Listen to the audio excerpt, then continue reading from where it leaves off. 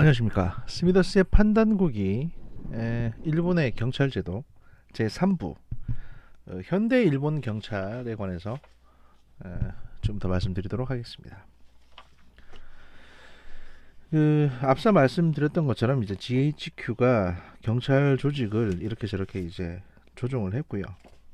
그래서 이제 현대 일본 경찰은 기본적으로 자치경찰제로 이루어져 있습니다. 국가 경찰 조직으로 내각부의 외국으로 이제 일본 경찰청이 설치되어 있고요. 우리나라의 행정안전부의 이제 외청으로 경찰청이 있는 거하고 마찬가지입니다. 정확히는 이제 내각이 직접 관할하는 게 아닌 국가공안위원회라는 조직이 중간에 설치가 되어 있고 그 하부 기관으로 경찰청이 놓여 있습니다. 여기서 이제 국가공안위원회는 이제 의회 의원 중에 한 사람이 의장을 맡고 보통 뭐 법무대신 그러니까 공직자가 관여하는 건 아니고요. 의회 의원이랑 그다음에 이제 저명한 뭐 법학 교수들 그리고 전직 공무원 그다음에 일반인 또는 사회 저명 인사들 이런 분들이 모여가지고 국가공안위원회라는 걸 만듭니다. 그리고 여기에서 이제 소위 말해서 경찰청에서 하는 모든 일에 대한 이제 결정권 또는 이제 임명권 이런 것들을 행사를 합니다. 그래서 이제 문민 통제라는 원칙에 맞춰서 그 위원회 조직이 갖춰져 있는 거죠. 경찰청과는 별도로 지방자치경찰로 이루어진 도도부현의 경찰본부가 설치되어 있습니다. 여기서 말씀드린 도도부현은 도쿄도, 홋카이도, 오사카부 그리고 이제 나머지 현들을 말합니다. 미야자키현, 뭐 가와사키현 뭐 이런 것들을 말하고요. 단 수도인 도쿄의 경찰은 도쿄도 경찰본부가 아닌 경시청으로 얘기합니다. 그러니까 도쿄 경시청이 되는 거죠. 이외 나머지는 뭐 홋카이도 경찰본부, 그 다음에 오사카 경찰본부 이런 식으로 나눠집니다. 수도 경찰을 특별히 분류한 유래는 일본이 메이지 유신 이후에 유럽의 제도 및 문화를 흉내낼 때 경찰 제도를 본딴 영국의 런던 광역 경찰청, 그러니까 런던 경시청, 스코틀랜드 야드라고 불리는 런던 경시청에서 이제 따온 제도고요. 그래서 이제 일본의 경찰 제도는 국가 경찰로서 국가공안위원회, 경찰청, 그다음에 관구 경찰국으로 이어지는 이제 시스템이 있고요. 자치경찰 같은 경우에는 이제 지방공안위원회, 그다음에 도도부현의 경찰본부로 이어지는 지방공안위원회가 있습니다. 도도부현의 경찰본부장을 관할하여 가장 큰 권한은 이제 그러니까 지방에 있는 공안위원회는 도도부현의 지방 경찰본부장을 관할하며 가장 큰 권한은 각 경찰본부장을 임명하는 역할을 맡습니다. 단 수도인 도쿄는 그 중요성을 감안해서 경시청의 수장인 경시총감은 도쿄공안위원회가 하는 게 아니라 국가공안위원회의 승인을 거치도록 되어 있습니다. 그러니까 경시총감을 임명하려면 국가공안위원회하고 도쿄도 공안위원회 두 곳에서 승인 및 추인이 있어야 한다는 거죠. 사실 경시총감의 지위는 그러니까 도쿄 경시청의 최고 지휘자인 경시총감의 지위는 일본에서는 이제 일본 경찰청 장관하고 맞먹는 정도의 중요한 자리입니다. 그래가지고 보통 어떤 식으로 되냐면 일본의 행정고시에 해당되는 이제 고위 공무원 시험에 합격을 해가지고 자기가 근무할 곳을 경찰로 결정했을 경우에는 그때부터 이제 경찰에서 생활이 시작됩니다. 경이 달고 그러니까 일본에서는 경부보 계급이 되는데 그걸 달고 이제 경찰 생활 시작을 하게 되고 여기서 쭉 승진을 할 거 아닙니까? 그럼 일본은 당연히 파벌이 생기거든요. 그래서 이제 이 앞으로 승진 대상자 늘 동기들 중에 넘버 원, 넘버 투가 나옵니다. 그리고 이제 그들이 서로 각자 파벌을 대표하게 되고 그래서 그 넘버 원, 넘버 투가 늘 경쟁을 하다가 한 사람이 이제 도쿄 경시총장이 도쿄 경시청의 우두머리인 경시총감이 되면 다른 한 사람은 경찰청 장관이 되는 겁니다. 뭐 그런 구조고요. 경시청은 이제 경찰청의 직접적인 지휘를 받지는 않습니다. 단지 경시청은 어느 정도 국가 경찰의 모습을 띠고 있는 것뿐입니다. 그러니까 일본에는 두 개의 이제 경찰청이 있는 겁니다. 우리로 치면 그 경찰청하고 서울지방경찰청이 있는데 우리나라에서는 서울지방경찰청의 역할이라는 건 그냥 서울을 관리하는 정도거든요. 그런데 일본에서 우리 한국의 서울지방경찰청에 해당되는 일본의 도쿄경시청은 단순히 도쿄를 관리하는 차원을 넘어서서 국가 전체에 중요한 영향을 끼치는 그런 역할까지도 갖고 있는 겁니다. 정보기관으로서의 역할, 그리고 경찰로서의 역할, 이걸 둘 다 갖고 있는 거죠. 그러니까 도쿄 경시청의 어떤 위상이 일본 경찰청하고 거의 비슷하다는 걸 지금 말씀드리고 있는 겁니다.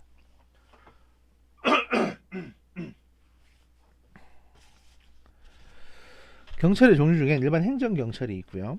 그 다음에 이제 경비경찰이라고 있습니다. 말 그대로 경비경찰은 그 공공의 안녕과 시위, 폭동 진압을 위해서 존재를 하고요. 그 경비경찰 안에도 이제 공안경찰이 있고, 그 다음에 그 또 뭐냐, 또 이제 경호, 그러니까 뭐 총리라든지 또는 중요한 인사들을 경호하는 그 경호팀도 이제 경비경찰, 경비부 내에 포함되어 있습니다. 그래서 일본 경찰이 보통 회의를 하게 되면 경시총감이 있고, 그 다음에 경비부, 공안부, 형사부, 생활안전부 이런 식으로 쭉 이제 또 교통부 이렇게 쭉 나뉘게 됩니다, 부서가. 그리고 경비경찰의 기동부대라고 할 수 있는 경비대 같은 경우에는 지방경찰의 경비부 내에 편제되어 있기도 하고요.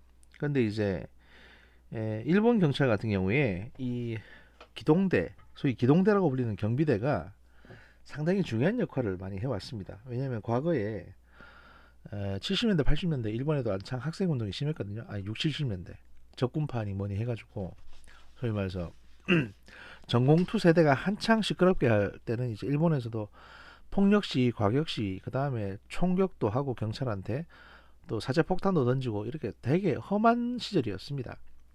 그때 그런 것들을 이제 진압하기 위해서 창설되고 준비됐던 게 이제 그 경찰 기동대입니다. 경찰 기동대고 우리나라로 치면은 그 시위 진압하는 경찰 기동대가 거의 비슷한 건데 진압 경찰. 근데 일본은 이보다 이제 훨씬 더 역사가 오래됐고요. 그다음에 지금도 이 경비 경찰들이 상당히 이제 많은 활동을 하고 있습니다. 그리고 일본의 경찰 특공대 같은 경우에는 이 경비부 산하 기동대 내에 포함이 되어 있습니다. 그래서 기동대 산하의 대테러 부대로 일본의 경찰 부대가 있고요. 보통 SAT라고 불리는 사트라고 하는데 SAT라고 불리는 이제 특수 급습 부대, 스페셜 어절트 팀이라고 하는 특수 급습 부대가 있고 또 경비부 내에서 그러니까 일본이 뭐 아시다시피 똑같은 조직 내에서 계속 파벌을 나눠가지고 자기들끼리 대립을 하거든요. 그러다 보니까 경비부 내에 이제 그 경찰 특수부대가 있다 보니 그러면 형사부 내에도 우리도 특수부대를 가져야겠다라고 해가지고 일본의 이제 일본 경시청 형사부 내에 그 SIT라고 하는 그 뭐 긴급 대응팀 또는 뭐 인질 협상이라든지 제압까지도 맡고 있는 SIT라는 시트라고 불리는 SIT라고 불리는 이제 조직도 만들어졌고요. 그래서 일본 경찰 내에는 대표적으로 SAT와 SIT라고 하는 두 개의 특수부대가 있습니다. 그 밖에도 뭐 우후죽순처럼 무슨 행사만 있다 싶으면 자기들 부서 내에 특수부대를 만들려고 노력을 하고 있습니다.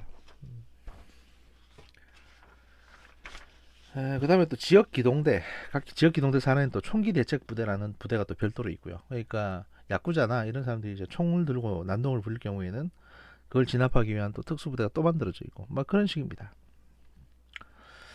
그 이들 일본 경찰의 이제 기동대의 집회 시위 관련 전술 경험은 그 대한민국 경찰청의 기동부대와 비슷한 수준이고요. 60년대 일본에서 있었던 전공투가 화염병과 쇠파이프 등이 동원되는 등 과거 대한민국의 폭력 시위와 되게 유사하게 진행이 됐기 때문에 사실 일본이 원조죠. 어떻게 보면 이들 기동대원들도 기본적으로 화염병과 투석에 대한 대응 노하우가 있고 사실은 이게 이제 7, 80년대 한국으로 이 대응 노하우가 많이 전수되기도 합니다. 그래서 일본 기동대가 시위 진압을 하면서 배웠던 것들을 한국 경찰 기동대가 많이 배웠다고 그런 후일담들이 있습니다. 그리고 경찰의 또 다른 조직으로 이제 공안부가 있습니다. 공안경찰이라고 불리는 공안부가 있는데 이 사실상 공안부는 경비경찰의 일부분입니다. 그래서 원래 같으면 이제 경찰청에서는 그 경찰청이나 나머지 지방경찰에서는 이제 경비부 내에 공안과가 설치가 되어 있는데 도쿄경시청 같은 경우에는 별도로 공안부가 독립되어 있습니다. 그러니까 도쿄경시청에는 경비부가 있고 또 별도로 공안부가 있는 겁니다. 그러니까 경비부장, 공안부장, 형사부장 이런 사람들이 다 따로따로 있는 거죠. 그 도쿄경시청의 공안부 같은 경우에는 사실상 우리나라 대한민국의 이제 국정원 같은 역할을 일본 경찰, 그러니까 일본 도쿄경시청 공안부가 수행을 하고 있습니다. 일본은 뭐 국가적인 단위의 거대한 형태의 정보기관이 없기 때문에 경찰이 사실은 정보기관의 역할도 같이 하고 있거든요. 그래서 일본이 그 경찰의 권력이 되게 막강한 겁니다. 일본에서는 사실 TV에서 뭐 경찰에 대한 직접적인 비난을 한다든지 이렇게 할 경우에는 나중에 이제 보복 수사를 받는다는 얘기도 있고요. 하여튼 뭐 그만큼 일본이 이제 경찰권이 좀 강한 나라입니다. 이게 본인들이 이제 그 정보위원 역할을 같이 하기 때문에 그렇게 이제 권력기관처럼 변형이 된 거죠. 그 패전 후에 이제 GHQ가 연합국 사령부가 일본의 고등경찰 제도를 폐지하면서 그 인적 자원과 운영 노하우를 이제 공안에 그대로 배속을 해줬고요. 주요 표적은 극좌단체, 조청년, 시민활동가, 우익단체, 야쿠자 등이 이 공안부의 이제 주요 표적입니다. 그 외에 이제 대테러 활동 같은 경우는 이제 외사과에서 담당을 하고 있고요. 그러니까 외사 경찰도 공안부 내에 포함되어 있는 그런 조직입니다. 그리고 이제 일본 경찰의 이제 수사권에 대해서 별도로 이제 말씀을 좀 드릴 건데요. 그 형사소송법상 일본 형사소송법상 일본 경찰은 이제 1차적인 수사기관이고요. 검찰은 2차적 보충적 수사기관이며 검찰의 수사지휘권이 규정되어 있음에도 일본 경찰하고 검찰은 협력관계로 이제 규정이 되어 있습니다. 2차 세계대전 이후에 일본을 지배하게 된 미 군정의 목표는 중앙으로 집중된 일본의 권력을 분산시키는 거였습니다. 이 때문에 자치경찰제를 도입했습니다. 동시에 미 군정은 중앙행정기관인 검찰이 자치경찰의 수사를 계속 지휘하게 내버려 두면 일본의 민주화 달성은 요원하다고 봤습니다. 그러니까 권력을 분산시키는 게 목표였는데 검찰이 이제 일본 검찰이 중앙에서 계속 경찰을 지휘하게 되면 권력 분산이 과연 되겠냐 이렇게 생각을 해서 형사소송법을 개정해가지고 경찰을 1차적 수사기관으로 검찰을 2차적 보충적 수사기관으로 규정을 했습니다. 일반 형사사건 같은 경우에는 1차적 수사권을 가진 경찰이 독자적으로 수사해서 검찰로 보내면 검찰은 보충 수사를 하고 기소 여부를 결정하는 방식으로 종결됩니다. 일본 드라마 히어로 같은 데도 보시면 이런 내용들이 잘 나와 있습니다. 다만 살인 등 중요 강력 범죄나 부정부패, 대형 경제사건 등은 사건 초기부터 검찰이 경찰의 수사 상황을 보고받고 그 수사 방침을 지시하는 경우가 많습니다. 이거는 이제 기소권자인 검사가 공판 유지가 가능한가의 관점에서 사건을 바라보기 때문에 경찰이 검사의 요구사항을 충족시켜주지 않으면 아예 기소가 불가능하기 때문에 그런 거고요. 그래서 협력관계로서 검찰이 이거 좀 보강수사 해달라 하고 하면 경찰은 이제 보강수사 해줘야 되는 겁니다. 그 다음에 뇌물사건이나 복잡한 경제사건 수사에는 법률 전문가인 검사의 조언이 필요하기 때문이기도 합니다. 따라서 앞선 이제 사건들의 경우 수사 착수나 영장 청구 전에 경찰관이 검사의 동의를 받아서 진행하는 경우가 대부분이라고 합니다. 그러니까 살인 등의 주요 강력범죄나 부정부패, 대형 경제사건 같은 경우에 그렇다는 겁니다. 이런 시스템을 일본에서는 경찰은 제조업자, 검찰은 판매업자, 재판관은 이제 소비자라는 비유로 설명을 하기도 합니다. 일본에서도 이제 도쿄지방검찰청으로 대표되는 그 도쿄지검 특수부 같은 경우에는 이제 도쿄지검 특수부나 또는 이제 다른 지검의 특별형사부 이런 데서는 부패범죄와 중요 경제범죄 등을 직접 수사하기 때문에 검찰, 경찰, 정치권, 대중 모두 이런 사건은 특수부의 영역이라고 인식을 하고 있습니다. 그러니까 이런 것들은 이제 검찰에서 수사하는 거지라고 이제 생각을 하고 있다는 거죠. 때문에 도쿄나 오사카 같은 대도시에서는 검찰의 직접 수사가 활발한 편이고요. 경찰은 부정부패 수사에 쏟는 관심이 적은 편입니다. 그래가지고 2014년 같은 경우에 경시청 수사 이과에서는 그 2014년 통틀어서 뇌물 적발이 0건이라는 어떤 통계 실적이 나왔다고 합니다. 그 경시청에 도쿄 경시청에 형사부가 있고요. 그 형사부에 수사 1과가 있고 수사 2과가 있는데 도쿄 경시청 형사부 수사 1과는 살인 사건, 살인이라든지 이런 강력 범죄를 담당하는 거고요. 수사 2과는 사기 또는 경제 범죄, 보이스피싱 같은 지능 범죄를 담당을 하고 있습니다. 그다음에 뭐 수사 3과는 이제 뭐 절도, 수사 4과는 이제 조직 폭력배, 수사 5과는 뭐 다른 범죄 이런 식으로 이 쭉 이제 과별로 담당 범죄가 나눠집니다. 그 일본 경찰은 기본적으로 자치경찰제이기 때문에 관할 도도부현의 이외의 지역에서는 수사를 할 수가 없습니다. 그러니까 서울의 경찰은 그러니까 한국으로 치면 그러니까 일본으로 치면 도쿄 경찰은 도쿄 내에서만 수사를 할 수 있는 겁니다. 예를 들어 도쿄 경찰이 오사카에 가서 수사를 하려면 그쪽에 허락을 받거나 특별한 협조 관계가 없으면 거기 가서 수사를 못 하는 거죠. 다만 이제 사이버 범죄의 경우에는 이런 제한을 두지 않습니다. 그래서 사이버 범죄 같은 경우에는 그냥 가서 수사를 할 수 있고요. 그 다음에 도쿄 경찰이라고 하더라도 일본 경찰청에서 이제 지시 협조를 해주면 뭐 다른 데 가서 수사를 할 수도 있습니다. 근데 그건 어디까지나 그 양 기관 간의 협조 관계가 완성됐을 때고 기본적으로는 관할권을 지켜야 된다라는 겁니다. 그 다음에 이제 자위대하고 알력 관계가 좀 있는데요. 그 자위대는 이제 경찰의 급료 체계를 따르고 있습니다. 그러니까 애시당초 일본 자위대라는 게 그 경찰 조직에 있는 사람들을 좀 빼내와 가지고 경찰 경비대 형태로 만든 거기 때문에 자위대하고 경찰하고 사이가 굉장히 안 좋습니다. 얼마나 안 좋냐면 지난번 거장판에서 그 소련의 미그 25 전투기가 일본에 갑자기 이제 망명했을 때 그때 상황을 한번 설명해 드린 바 있습니다. 이건 경찰 관할이라고 그래가지고 경찰이 모든 걸 다 봉쇄하고 자위대가 그 소련 전투기 근처에도 못 오겠죠. 그 정도로 소위 말해서 서로 이렇게 툭탁거립니다. 그리고 그게 이제 자위대하고 일본 경찰만 툭탁거리는 게 아니고 일본의 해양경비대라고 할 수 있는 해상보안청이 있습니다. 이게 일본의 이제 해양경찰 같은 건데 그 해상보안청하고 일본 경찰 경시청하고 그다음에 일본의 해상자위대하고 그렇게 셋이서 또 그렇게 싸웁니다. 일단 해상보안청은 해상자위대하고 하는 일이 겹치는 부분이 많다 보니까 투닥거리면서 싸우고 있고요. 그다음에 이제 일본의 해상보안청은 일본의 경시청하고 또 사이가 안 좋은데 왜냐하면 해상보안청이 일단 해양경찰 역할을 하고 있기 때문에 경찰권에서 이제 겹치는 부분이 있거든요. 이러다 보니까 경시청 입장에서는 이게 저기 좀 못마땅한 겁니다. 그래가지고 심지어 어떤 일이 생기고 있냐면 일본의 해양경찰이라고 할 수 있는 해상보안청에 자기들 관용차가 있을 거 아닙니까? 순찰차라든지 뭐 이동용 차량이라든지 이런 차들이 있는데 이런 차들에 보통 일반 경찰차가 위에 달 수 있는 사이렌이나 또는 경광등 이런 거를 못 달게 돼 있습니다. 지금 왜냐하면 이거는 일본 경시청에서 허가를 해줘야 달 수 있거든요.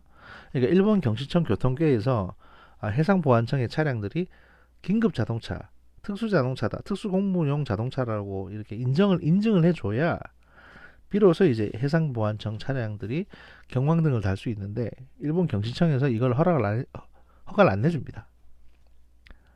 이유도 없이. 그러니까 지금 일본의 해경이라고 할 수 있는 해상보안청 차량들은 경광등이 없습니다. 사이렌도 없고요. 그러고 다닙니다.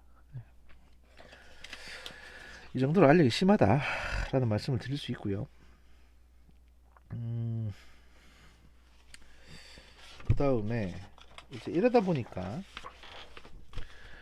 그 한국의 경찰 제도, 수사권 제도하고 조금 다르죠. 그러니까 일본 같은 경우에는 아무래도 이제 일본은 경찰도 수사권을 가지고 있고 검찰하고 대등한 관계다 보니까 그렇게 된 건데 반면 한국 같은 경우에는 그 정반대의 상황이 벌어졌습니다. 일제 강점기 시절 소수의 검사로 대규모의 경찰을 통제하기 위해서 일본은 이제 검찰에게 수사 지휘권을 부여했습니다. 근데 광복 후에 경찰을 이용한 이승만 정권 때는 경찰이 이제 지금의 검찰과 비슷한 권력을 가지고 있었습니다. 그런데 박정희 정권이 들어오면서 검찰에게 독점적인 영장 청구를 부여하는 등 다시 경찰의 권한을 축소하고 검찰의 권한을 강화시키는 일을 하게 됩니다. 아무래도 자기들이 이제 경찰 전체를 통제하려다 보니까 검찰을 강하게 만들어서 경찰을 통제하려는 그런 목적으로 이제 이렇게 했던 거죠. 그리고 검찰은 그럼 누가 통제하냐?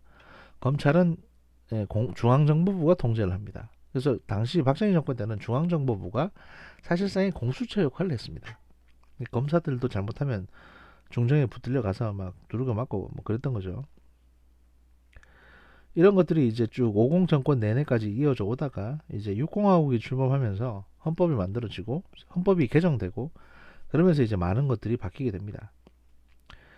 그러다 보니까 이제 안기부라든지 또는 국정원이라든지 이런 어떤 정보기관들이 과거처럼 이제 과거 권위주의 정권처럼 검찰을 막 휘어잡지를 못하니까 결국에는 지금은 검찰이 아주 독점적인 권한을 가진 무소불위의 기관처럼 이제 권력기관처럼 한국 사회에는 자리 잡게 된 겁니다.